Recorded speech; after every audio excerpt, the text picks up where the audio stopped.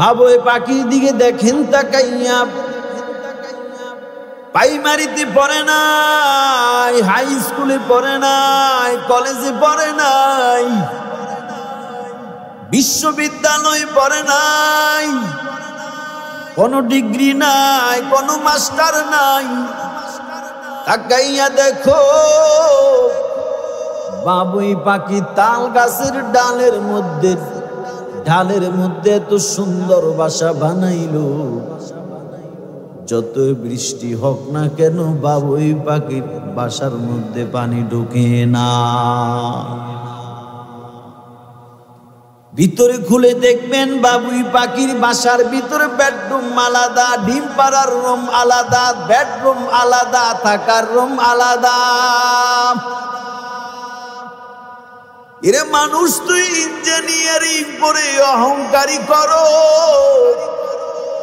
Engineer মানুষ engineer, তার engineering এর মধ্যে ভুল আছে, কিন্তু তাকাইয়া দেখো দুনিয়ার ইঞ্জিনিয়ার এক ইঞ্জিনিয়ার বিল্ডিং এর ড্রয়িং দেয়, আরেক ইঞ্জিনিয়ার ফালায়া দেয়। ঠিক নেই? ওই যে মেট্রো রেলের বিয়ারিং খুইলা যুবক দুনিয়া থেকে বিদায় 2 বছর হয় নাই। ঠিক না? খবর হয়েছে নি? দুনিয়ার ইঞ্জিনিয়ারিং 2 বছরে শেষ। কিন্তু বাবুই পাখির দিকে তাকাইয়া দেখ, এত সুন্দর বাসা বানায়। এক একটা বাসার এক একটা আলাদা আলাদা ড্রয়িং না, প্রত্যেকটা বাবুই পাখির বাসার এক রকম ড্রয়িং। ঠিক কিনা? তাহলে মানুষ, শিক্ষার অহংকারী করিও না। তোমার চাইতে বড় শিক্ষিত বাবুই পাখি। শক্তির গরম দেখাইও না, তোমার চাইতে বড় শক্তিশালী রয়্যাল বেঙ্গল টাইগার জংলা আছে না নাই? এরে মুমিন, খানা খেতে পারো অহংকারী দেখাইও না। 2 বেলায় গোস্ত খাইলে তোর পেট খারাপ। তাকাইয়া দেখ চিয়াখানার মধ্যে, তাকাইয়া দেখ এক একটা বাঘ সিংহ দৈনিক 5 বেলা গরুর গোস্ত খায়। কয় বেলা? 1 বেলা কয় কেজি গোস্ত? 5 কেজি গরুর গোস্ত খায়। সাগরের একটা তিমি মাছ প্রতি বেলায় 17 টন চিংড়ি খায়। প্রতি বেলা 3 বেলা খাওয়ায় কি? কথা কর না কেন? এই জন্য আমার পূর্বে হযরত একটা আয়াত পড়েছেন, আমি শুনেছি, ওয়া খুলিকাল ইনসানু দাঈফা। আল্লাহ বলে, হে মানুষ, আমি তোদেরকে দুর্বল করে বানাইলাম। আসলে দুর্বল না? কথা কর না কেন? দুর্বল কিনা? কিন্তু কে মানুষ শক্তি দেখায় বেশি, ক্ষমতা দেখায় বেশি, অহংকার দেখায় বেশি। ঠিক নেই? ক্ষমতার গরম 17 বছরে কই গেল রে ভাই? এত গরম, এত ক্ষমতা, এত পুলিশ বাহিনী, এত র্যাব, এত বিজিবি, কই গেল 17 বছরের ক্ষমতা? বিশাল সম্রাট। ক্ষমতা দিয়া যদি চলতো, তোমার চাইতে বড় ক্ষমতাওয়ালা ফেরাউনরে আল্লাহ যে ক্ষমতা দিছেন, দুনিয়ার কারণে আল্লাহ ক্ষমতা দেয় নাই। ঠিক নেই? কথা কর না কেন? ক্ষমতার বাহাদুরি যদি চলতো, আল্লাহর কসম, আল্লাহ ফেরাউনরে যে ক্ষমতা দিয়েছেন, কিয়ামতের আগে ক্ষমতা আল্লাহর কারণে দিবে না। অতএব আল্লাহর কাছে ক্ষমতার বাহাদুরি চলে না। ঠিক কিনা বলেন? টাকার বাহাদুরি চলে না। ও টাকাওয়ালা ভাই, টাকার বাহাদুরি যদি চলতো, এই জমিনে সবচেয়ে বড় টাকাওয়ালা ছিল কারুন। কে বলেন? কে? কারুন। আল্লাহ এত টাকা দিলেন, সেই কারুনের টাকা কই? এখনো মাটির নিচে ঢোকে, ঠিক নেই। সম্পর্কের বাহাদুরি চলে না, টাকার বাহাদুরি চলে না, ক্ষমতার বাহাদুরি চলে না। দুনিয়ায় যারা ক্ষমতার বাহাদুরি করে এরাও মরবে, ঠিক নি? বলেন কথা কর না কেন? মরা লাগবে না? যে ক্ষমতার মালিক সেও মরবে, যার ক্ষমতা নাই সেও মরবে। যে কোটি টাকার মালিক সেও মরবে, যে সুইপার গরিব সেও মরা লাগবে।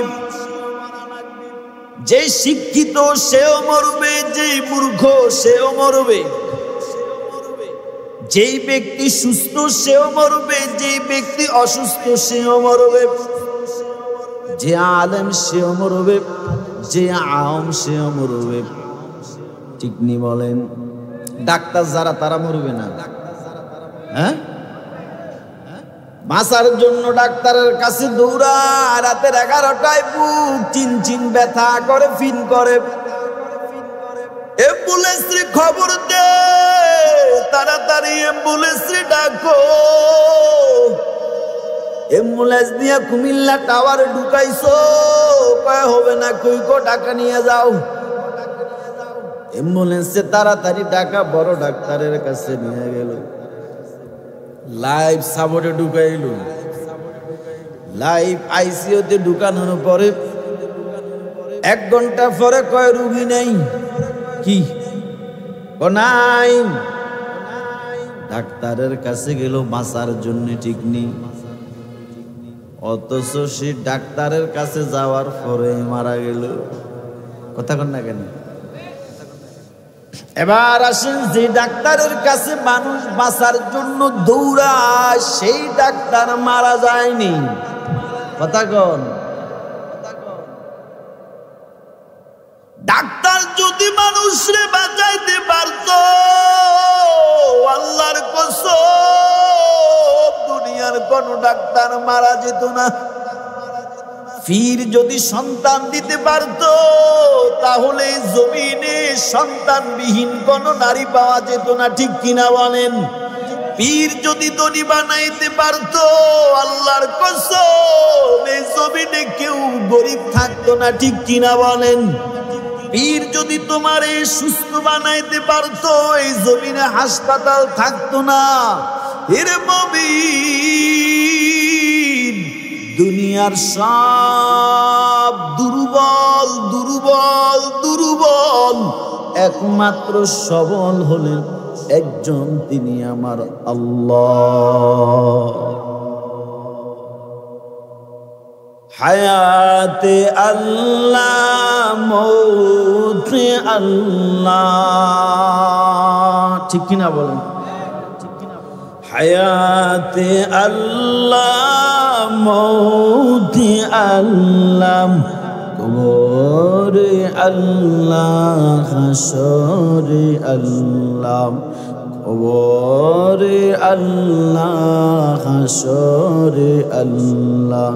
লা ইলাহা ইল্লাল্লাহ, লা ইলাহা ইল্লাল্লাহ, লা ইলাহা ইল্লাল্লাহ। আসমানের মালিক এক আল্লাহ, জমিনের মালিক এক আল্লাহ, হায়াতের মালিক এক আল্লাহ, মৌতের মালিক এক আল্লাহ। লা ইলাহা ইল্লাল্লাহ, বলো লা ইলাহা ইল্লাল্লাহ, লা ইলাহা ইল্লাল্লাহ, লা ইলাহা ইল্লাল্লাহ। কি বুঝলেন? মানুষ দুর্বল না সবল? সব মাখলুক থেকে দুর্বল না সবল? দুর্বল। শিক্ষার দিক দিয়ে দুর্বল, শক্তির দিক দিয়ে দুর্বল, খানার দিক দিয়ে দুর্বল। কার কথা বলেন? আল্লাহর কথা। আল্লাহ বলেন ওয়া খুলিকাল ইনসানু দাঈফা। এবার আপনাদেরকে একটা কথা বলি, শক্তির দিক দিয়ে দুর্বল, শিক্ষার দিক দিয়ে, জ্ঞানের দিক দিয়ে দুর্বল, খানার দিক দিয়ে দুর্বল, সব দিক দিয়ে অন্য অন্য মাখলুক থেকে মানুষ দুর্বল। কিন্তু সৃষ্টির কথা কর না কেন? সৃষ্টির সেরা। আবার আল্লাহ বলে মানুষ কি দুর্বল, সেরা হয় কেমন? একটা উদাহরণ দেই। আপনার সংসারে দুইটা বাচ্চা, একটার বয়স 6 বছর আর একটার বয়স মাত্র 2 বছর। আপনার একটা শখের একটা জিনিস, একটা দামি মোবাইল আইফোন। এই মোবাইলটা পাশে একটা কাঁচের গ্লাস, বড় 6 বছরের ছেলেটা হাতের বাড়ি লেগে কাঁচের গ্লাসটা ভেঙে গেল। আপনি সন্তানটাকে এত জোরে ধমক দিলেন, বকা দিলেন, থাপ্পড় লাগায়া দিলেন, আমার শখের গ্লাসটা ভেঙে ফেললাম। একটু পরেই আইফোন 2 লক্ষ টাকা, 1.5 লক্ষ টাকার একটা আইফোন দামি সেট, আলটা মোবাইলটা দামি একটা মোবাইল। আপনার ছোট্ট ছেলেটা 2 বছর, বোঝে না, দুর্বল। এই ছেলেটা মোবাইলটা নিয়ে টাইসের মধ্যে ফালাইয়া এলসিডি গ্লাস ফাড়াইয়া ফেলল। আপনি দেখা মাত্র ধমক দিলেন, সন্তানটা কান্না করে কি করে না? জোরে কয় না? আপনার দামি জিনিস, শখের জিনিসটা ভাঙলো 2 বছরের ছেলে। আপনি দেখা মাত্র সন্তানকে ধমক দিলেন, 2 বছরের ছেলেটা ভয়ে কান্না করতেছে।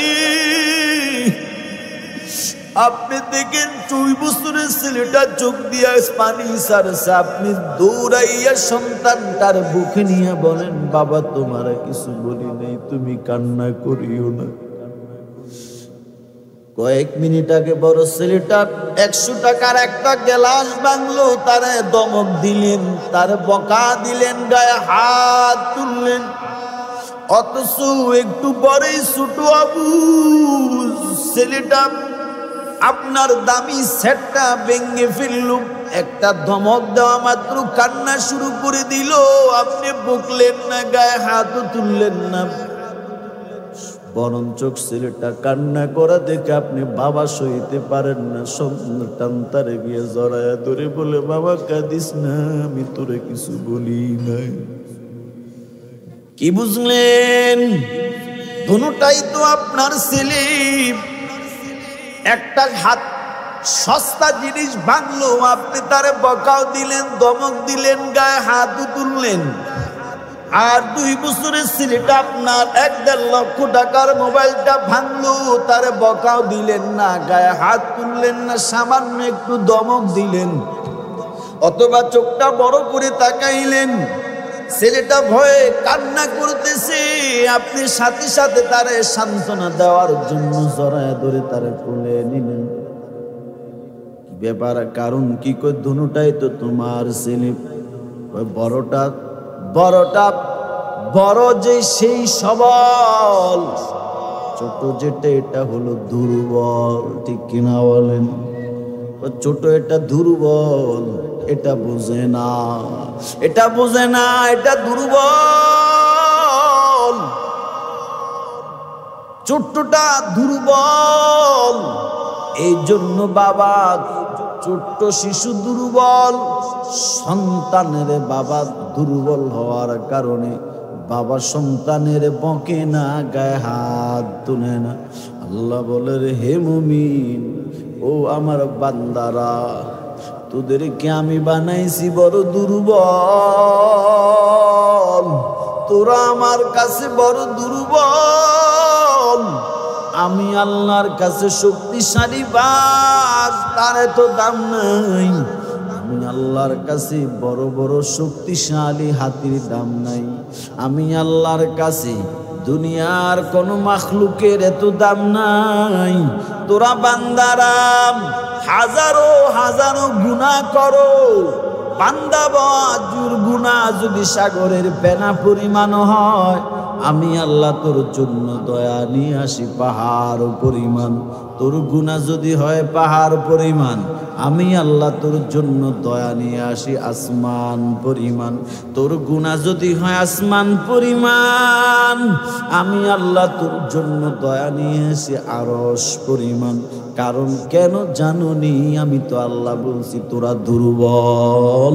অতএব দুর্বলের উপরে বাবা যদি তার সন্তানটা দুর্বল হওয়ার কারণে হাজারো অন্যায় করে, বড় অন্যায় করার পরে বাবা যদি সন্তান দুর্বল হওয়ার কারণে যদি ক্ষমা করে দেয়, আমি আল্লাহ তোরা দুর্বল এই জন্য তোদের হাজারো অন্যায় আমি আল্লাহ দয়া করে ক্ষমা করে ঘোষণা দিলাম। 100 ভাগ মায়া আমি আল্লাহর কুদরতি কলিজায়, 100 ভাগ মায়ার মধ্যে 99 ভাগ মায়া আমার কুদরতি কলিজায়, আর 1 ভাগ দুনিয়ার সব মাখলুক করে দিলাম। কত ভাগ? 100 ভাগ মায়া আমি আল্লাহর কুদরতি কলিজায়, বাকি 99 ভাগ মায়া কার কাছে বলেন? কার কাছে? এই 100 ভাগের 1 ভাগ, এটারে আবার মুফাসসিরিনে কেরাম বলে আল্লাহ আবার 100 ভাগ করেছেন। 1 ভাগরে কয় ভাগ করছেন? আবার 100 ভাগ করেছেন। এই 100 ভাগের 99 ভাগ মায়া আল্লাহ আমার নবীরে দিছেন। সুবহানাল্লাহ। এই জন্য নবীরে আল্লাহ কোরআনে বলেন, ওয়ামা আরসালনাকা ইল্লা রাহমাতাল লিল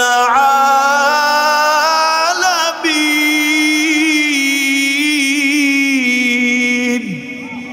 ও নবী, আপনারে গোটা দুনিয়ার জন্য আমি আল্লাহ রহমত হিসেবে প্রেরণ করেছি। বলে কতটুক জায়গার জন্য রহমত? বলে আমি আল্লাহ রব্বিল আলামিন, আমি আল্লাহ গোটা মাখলুকের প্রতিপালক, আমি আল্লাহ যত জায়গার জন্য প্রতিপালক, আপনি নবী তত জায়গার জন্য হলেন রহমত। কত ভাগ মায়া বলেন? কত ভাগ মায়া? 100 ভাগ মায়া। 99 ভাগ মায়া আল্লাহর কুদরতি কলিজায়, আর 1 ভাগ মায়া আবার 100 ভাগ করলেন। 99 ভাগ মায়া আল্লাহ আমার রাসূলকে দিলেন। আর আছে কয় ভাগ? এই 1 ভাগ গোটা দুনিয়ার সব মাখলুকরা আল্লাহ বন্টন করে দিলেন। বয়ান বুঝতেছেন আমার? এখন বলেন দেখি, 100 ভাগের মধ্যে 99 ভাগ আল্লাহর কাছে, বাকি 1 ভাগরে আবার 100 ভাগ করেছেন। এর 99 ভাগ রাসূলরে দিছেন। আর 1 ভাগরে শুধু কি মানুষের মাঝে দিছেন না গোটা মাখলুকের মাঝে? গোটা মাখলুকে দিছে না? এই 1 ভাগ শুধু মানুষে দেয় না, গোটা মাখলুকের মধ্যে দেওয়ার পরে ভাগ তার বাচ্চার জন্য মায়া আছে না নাই? আচ্ছা, বাঘ ভয়ঙ্কর না? কথা কন না কেন? কিন্তু বাচ্চার জন্য কি সে ভয়ঙ্কর? হ্যাঁ, সাপ, হানক সাপ, এটা ভয়ঙ্কর না? কামড় দিলেই মানুষ মরে, কিন্তু সে সাপ তার বাচ্চার জন্য কি সে ভয়ঙ্কর? বাঘ মানুষের জন্য ভয়ঙ্কর, ফাইলে খায়, কিন্তু তার বাচ্চার জন্য সে ভয়ঙ্কর। এ মায়া দিছে কি? একটা গরু তার বাছুরের জন্য মায়া আছে না নাই? একটা একটা মুরগি তার সন্তান, তার 15-20টা বাচ্চা, একটার যদি সিল কাক জাপ দেয়, সিল কাকের সাথে যুদ্ধ ঘোষণা করে, ঠিক না? আচ্ছা 15-16টা একটা নিয়ে গেলে কি বা হবে? আর একটা নিয়ে যাক না, 2টা নিয়ে যাক, সমস্যা কি? আরো 13-14টা আছে। কিন্তু মুরগি সিলের সাথে যুদ্ধ করে এক পর্যায়ে তাকায়া লক্ষ্য করে দেখবেন, মুরগিটা যখন সিল অথবা কাকের সাথে আর কুলাইতে পারতেছে না, তখন তার 2টা ডানা মেলে বাচ্চাগুলিকে তার বাসায় ডাকে, আয় আয় সন্তানেরা, আমি মায়ের ডানার নিচে আশ্রয় নে, আমি মা আর পারতেছি না। কি বুঝলেন? এই মায়াটা তার সন্তানের জন্য কে দিছে? আল্লাহ। একটা ঘটনা বলি, বনি ইসরাইলের একটা ঘটনা বলি। বনি ইসরাইলে দীর্ঘদিন বৃষ্টি নেই। কি নাই বলেন? যে জমিনে পাপ, অন্যায়, অবিচার, জুলুম, নির্যাতন, গুম, খুন, চাঁদাবাজি, টেন্ডারবাজি, ধর্ষণ, মিথ্যা মামলা, হয়রানি, জুলুম বেড়ে যাবে, ওই জমিন থেকে আল্লাহর রহমতের বৃষ্টি উঠে যাবে, ঠিক কিনা বলেন? ওই জমিন থেকে আল্লাহ শান্তি তুলে নিবে, ঠিক কিনা বলেন? আমরা হুজুররা আর কত বুঝামু কোন? আমরা বুঝাইতে বুঝাইতে আমি নিজে অসুস্থ হয়ে গেছি। এই যে দৈনিক রাত্রি প্রোগ্রাম করি, আমি কিন্তু খুব অসুস্থ। আজকে গাড়ির পিছনে সিটে আমি শুয়ে আসছি। এই যে বয়ান চলে, ওলামায়ে কেরাম বুঝাইতেছে আপনাদেরকে হাতে পায়ে ধরে, এই বয়ানটি যদি হিন্দু করে করতাম, হিন্দুরা ভালো হয়ে যেত, ঠিক না? কিন্তু আফসুস, মুসলমানরা আদর্শবান একজন নবী পাওয়ার পরেও আমাদের আল্লাহ এক, আমাদের আদর্শবান নবী সৃষ্টির শ্রেষ্ঠ, যার জীবনে কোনো মিথ্যা নাই, ঠিক নেই? যার জীবনে কারো একটা গালি দেয় নাই, ঠিক না? যার 63 বছর জিন্দেগিতে কাফেররা পর্যন্ত আমার রাসূলের সার্টিফিকেট দিয়েছে, ঠিক কিনা বলেন? যে মুহাম্মদ মিথ্যা বলে না, আমানতের খেয়ানত করে না, মুহাম্মদ জীবনে জবান দিয়ে কারোর গালি দেয় না, মুহাম্মদ জীবনে দুর্নীতি করে না, চাঁদাবাজি করে নাই, টেন্ডারবাজি করে নাই, দর্শন করে নাই, গুম করে নাই, খুন করে নাই। তো সেই নবীর আদর্শ বাদ দিয়া দুনিয়ার নাপাক আদর্শ মানেন কেন, ঠিক কিনা বলেন? আপনি যদি নবীকে আদর্শবান রাসূল মানেন, আমার নবীকে যদি সৃষ্টির শ্রেষ্ঠ মানেন, আপনি যদি সৃষ্টির শ্রেষ্ঠ মাখলুক হয়ে থাকেন, তাহলে আপনি দুনিয়ার নাপাক ওয়ালার পিছনে ঘুরেন কেন, ঠিক কিনা বলেন? আপনি তার আদর্শ মানেন কেন? আপনার জন্য তো আল্লাহ উত্তম আদর্শ রাখছেন কিনা বলেন? উত্তম নবীর ভিতরে উত্তম আদর্শ কোথায় বলছে আল্লাহ? শরীর তো অসুস্থ, নইলে টান দিতাম কয়েকটা। লাকাদ কানা লাকুম ফি রাসূলিল্লাহি উসওয়াতুন হাসানাহ। আল্লাহ বলে, তোমাদের জন্য উত্তম আদর্শ আমার নবীর ভিতরে আছে না নাই? জোরে বলেন। সব ক্ষেত্রে নবীর আদর্শ আছে না নাই? আল্লাহ কোরআনের ভিন্ন জায়গায় বলেন, হেফজুল কোরআন শরীফের 28 নম্বর পারার 5 নম্বর পৃষ্ঠা, সূরাতুল হাশরের 7 নম্বর আয়াতের শেষের অংশে আল্লাহ বলেন, মা আতাকুমুর রাসূলু ফাখুযূহু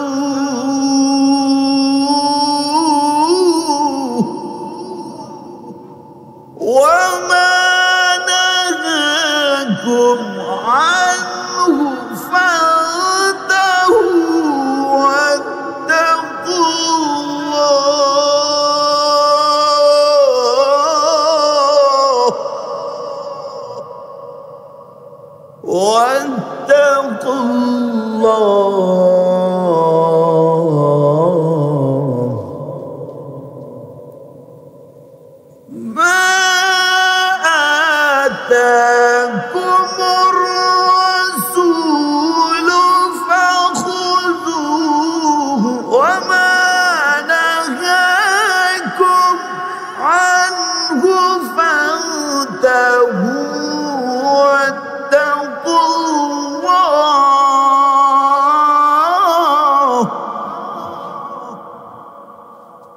আমার রাসূল যাহা তোমাদেরকে দেন গ্রহণ করো,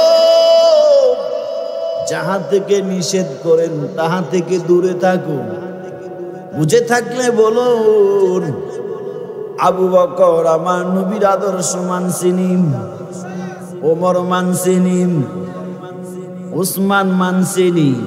কথা সবাই জানেন না, কথা বলতে পারেন না।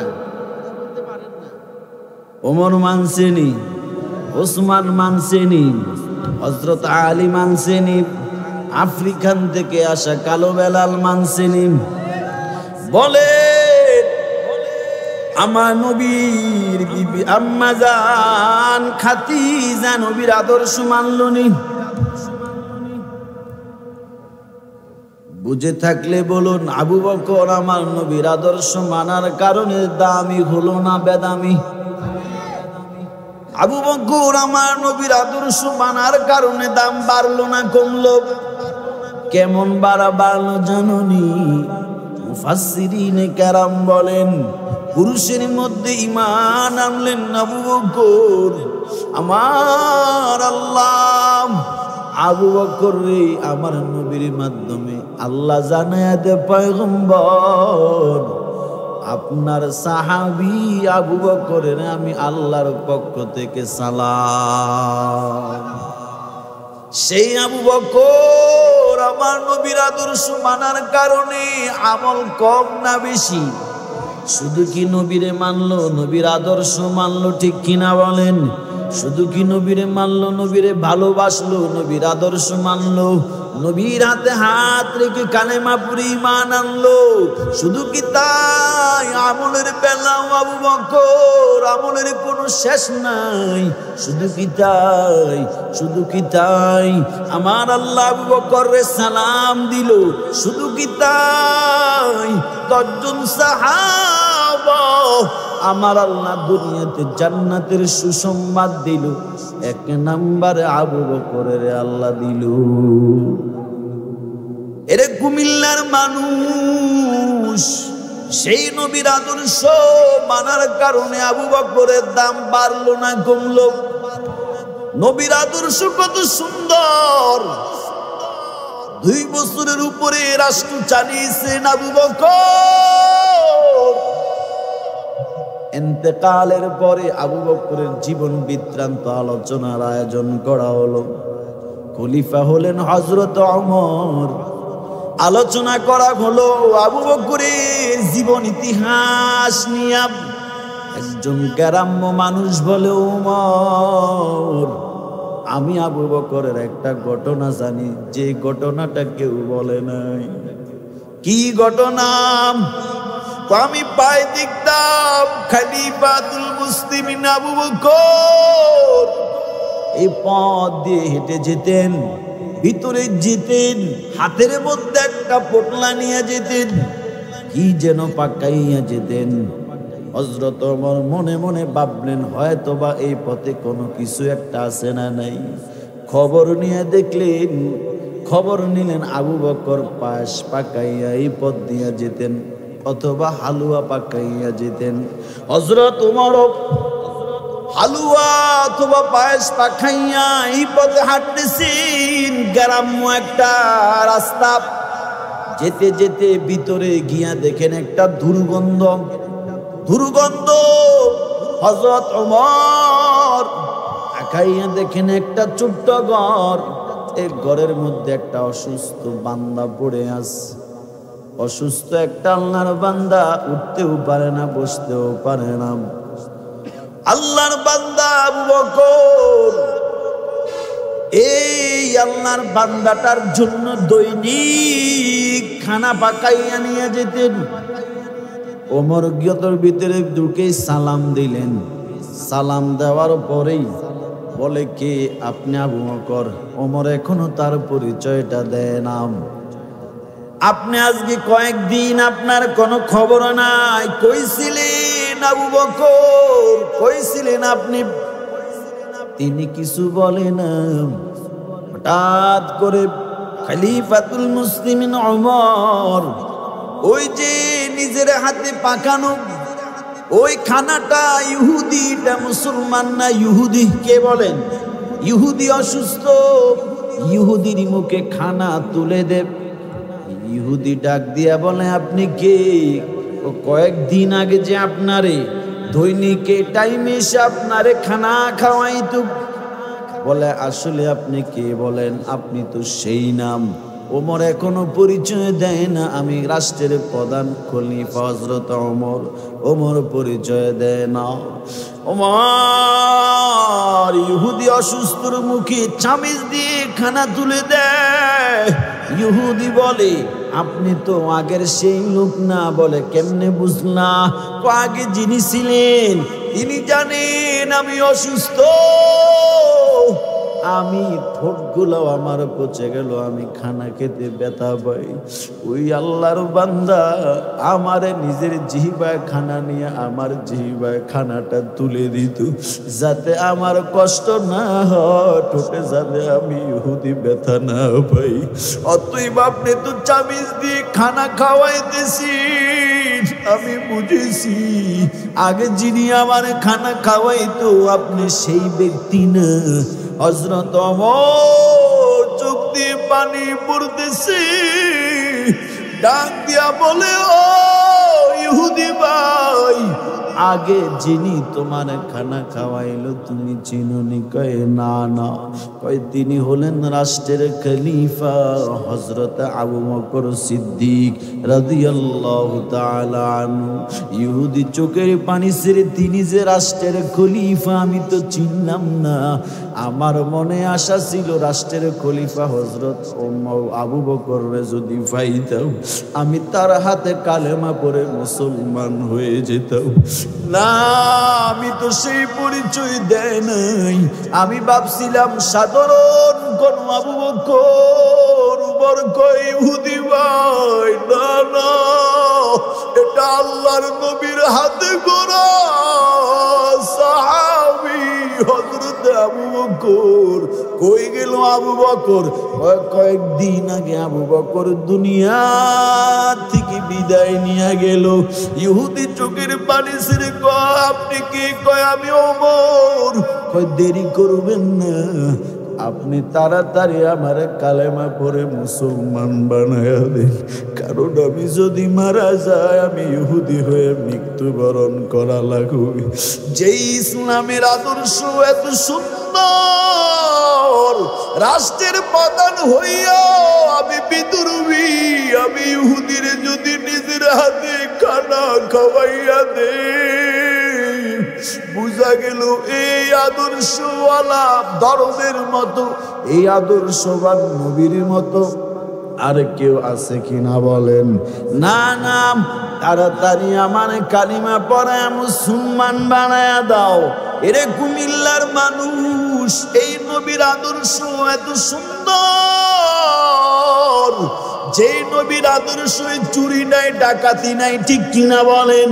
হযরত ওমর, হযরত আবু বকর, স্ত্রী বলে, স্বামী নেন, আমার মনে চাইছে কি ফল খাবো, কিছু টাকা জমাইছি, নেন। আবু বকর বলে, কোত্থেকে নিয়ে আসলা টাকা? ওই যে আপনি মাসিক যে বেতন পান, রাষ্ট্রীয়ভাবে আপনার যে ভাতা, আপনার যে বেতন, এটার থেকে কিছু জমাইয়া জমাইয়া আমি জমা করে রাখছি। হযরত আবু বকর বলে, বিবি, বুঝা গেল আগামী মাস থেকে এই টাকাটা আর নেওয়া যাবে না, এটা অতিরিক্ত টাকা, কমায়া নেওয়া লাগবে। বুঝেন না কিছু? হযরত ওমর রাষ্ট্র চালাচ্ছেন 10 বছর। কয় বছর? জোরে বলেন, কয় বছর? 10 বছর রাষ্ট্র চালিয়েছেন। তাদের ইতিহাস দেখো, বাংলাদেশের মতো টিকটিকির মতো রাষ্ট্র না, অর্ধজাহান এই পৃথিবীর অর্ধেক শাসন করেছে সাইয়েদনা হযরত ওমর। সিরা জামা, তালিওয়ালা জামা, কি তালিওয়ালা জামা। ওমরের স্ত্রী একদিন কয়, ও খলিফা, সামনে ঈদ, বাজার করা লাগবে। কি করা যায়? আপনার অগ্রিম 1 মাসের টাকা নেন, অগ্রিম 1 মাসের টাকা নিয়ে নেন। হযরত ওমর চিঠি লিখলেন অর্থমন্ত্রীর কাছে, আমি ওমর ঈদের বাজার করা লাগবে, 1 মাসের বেতন দেওয়া যায়নি। অর্থমন্ত্রী চিঠিটা পড়িয়ে একটা মুচকি হাস দিলেন, আবার কি যেন লিখে আবার পাঠায়া দিলেন, যাও হযরত ওমরের চিঠিটা দিয়ে দিও। হযরত ওমর চিঠিটা খোলার পরে চোখ দিয়ে চোখের পানি ছাড়া শুরু করে দিলেন। বুঝেননি? বুঝেননি? অর্ধজাহানের প্রধানমন্ত্রী, তিনি চাইলে কি না করতে পারে। আর তিনি অগ্রিম 1 মাসের বেতন নিবে, ঈদের বাজার করা লাগবে। তিনি আর অর্থমন্ত্রীর কাছে চিঠি দিচ্ছে, আমার 1 মাসের বেতন অগ্রিম দেওয়া যায়নি, সামনে তো ঈদ। আর আমাদের দেশে রাজনীতি মানেই হলো কোটি টাকা থাকতে হবে, দামি বাড়ি থাকতে হবে, গাড়ি থাকতে হবে, এটাকেই তো বলে নেতা, ঠিক কিনা বলে? অর্ধজাহানের বাদশাহ চিঠিটা হাতে পাওয়ার পর চোখ দিয়া পানি আর পানি। হযরত ওমরকে প্রশ্ন করা হলো, খলিফাতুল মুসলিমিন, আপনি কি পরে কান্না করলেন? হযরত ওমর বলে, আমি যে 1 মাসের বেতন চাইছিলাম, অগ্রিম 1 মাসের মালিক। অর্থমন্ত্রী আমার 2টা কথার উত্তর জানতে চায়। কয়টা কথা? 2টা প্রশ্নের উত্তর দিয়ে 1 মাসের অগ্রিম বেতন নেওয়ার জন্য বলেছে। 1 নাম্বার, হযরত খলিফা ও রাষ্ট্রের প্রধান হযরত ওমর, আপনি যে অগ্রিম 1 মাসের বেতন চাইছেন, আমি আপনার হুকুম মানার জন্য প্রস্তুত। তবে 1 নাম্বার প্রশ্ন, আপনি যে আগামী 1টা বছর ক্ষমতার মসনদে থাকবেন, এর গ্যারান্টি কি? সুবহানাল্লাহ, ঠিক না? কেউ তো 40 সাল পর্যন্ত থাকার একটা দিছে না, কথা কন না কেন? থাকার একটা গ্যারান্টি দিছে তো। অথচ দুপুরবেলা খানা পাকাইলো, খানাটাও বাগবে জুটে নাই। আল্লাহর কারিশমা দেখছেন নি? খেলা কি দেখছেন নি? হ্যাঁ, ভুলি যায়, বাঙালি ভুলে যায় তো, ঠিক কিনা বলেন? বাঙালি ভুলি যায়, এ তো শুরু হয়ে গেছে আবার আকাম কুকাম, ঠিক না? আল্লাহ হেফাজত করুন বলি আমি। কত কথা আইয়ে মুখ দিয়ে টুক করি বাইর হয়ে যায়, মুখরে কইছি কন্ট্রোল করি রাখ, এরপরও বাইর হয়ে যায়। শিক্ষা গ্রহণ করি না আমরা, অতীত থেকে শিক্ষা গ্রহণ করি না, ঠিক কিনা বলে? শিক্ষা গ্রহণ করি না আমরা। অথচ আল্লাহ কোরআনে কি বলেন? বিসমিল্লাহির রাহমানির রাহিম,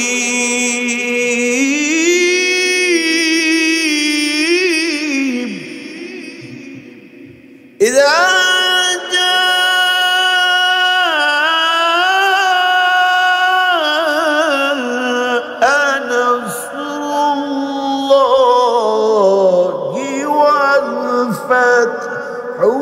ورأيت الناس يدخلون في دين الله أفواجا فسبح بحمد ربك واستغفره إنه كان توابا। আল্লাহ বলে, যখন আল্লাহর পক্ষ থেকে সাহায্য আসবে, বিজয়ের দ্বার খুলে দিবে কে? কথা কর না কেন? মনোযোগ আছে আমার দিকে। সাহায্য কে করলে? আল্লাহর পক্ষ থেকে যখন সাহায্য আসবে, তখন আপনি দেখবেন বিজয়ের দরজা খুলে দিবে কে? আচ্ছা বলেন তো, বিজয়টা কি জনবল দিয়ে আসে না আল্লাহর পক্ষ থেকে আসে? বিজয়টা কি অস্ত্রের বলে আসে না আল্লাহর পক্ষ থেকে আসে? কথা বুঝতেছেন আমার? বিজয়টা কি শক্তির বলে আসে না আল্লাহর পক্ষ থেকে আসে? বিজয়টা যদি অস্ত্রের বলে আসতো, তাহলে আমেরিকা কেন আফগানিস্তানের মোল্লাদের কাছে, পাগড়িওয়ালার কাছে পরাজিত হলো? ঠিক কিনা বলেন? তাদের কি অস্ত্রের অভাব ছিল? পারমাণবিক উন্নত মানের অস্ত্র আমেরিকার অভাব ছিল বলেন?